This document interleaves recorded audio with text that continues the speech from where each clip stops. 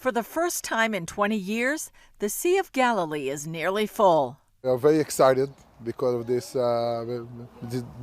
fact, and it's very good for all of us around the lake, the Sea of Galilee, for the agriculture, for the farmers, for the tourists, for everybody. The rise in the Sea of Galilee over the last 2 years has been remarkable. After 5 years of drought, it's risen about 18 feet in 2019 and 2020. I'm thrilled. I mean, we still treat it as our lifeline, although we don't drink the water of the sea anymore. And every time I see a full lake, it's like I want to sing, I want to cry out of joy, and I keep amazed by the grace of God. Israel has had more years of drought than rainy years. During the 5 droughted years, we had a very severe problem with the Sea of Galilee, and we stopped almost completely pumping from the Sea of Galilee. We wanted really to recover the Sea of Galilee as much as possible. The lake used to be one of 3 of Israel's main sources of drinking water.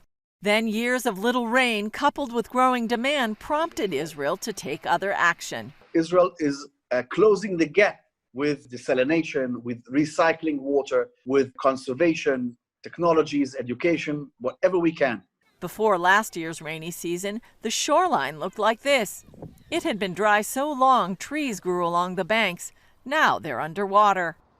Each year, about 1 million tourists visit this biblical lake, or Kinneret as it's called in Hebrew, but not this year. Unfortunately, because of the virus, it's empty. And it's this time of the year, we expect it to be filled with many tourists, with many Israelis. Everybody come to have fun in this beautiful lake.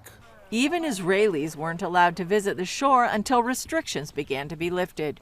In March, just before the travel ban, CBN News spoke with a tour guide and a visitor here. It's fantastic. I'm stunned. It's the first time that I came back to the Sea of Galilee since it has risen so far, and I haven't seen it like this in years. It's an amazing privilege to be where Jesus was and to go out, especially on a boat, and watch the sunset over a place that I've read in the scriptures so much about, and then to be able to see it. The lake is currently less than 5 inches from the red line full marker, but the rainy season is over until next October. And each summer, the water level drops by 4 to 5 feet from evaporation. Israelis are already praying for another rainy winter next year and hoping for a return of the tourists to enjoy it. Julie Stahl, CBN News, the Galilee.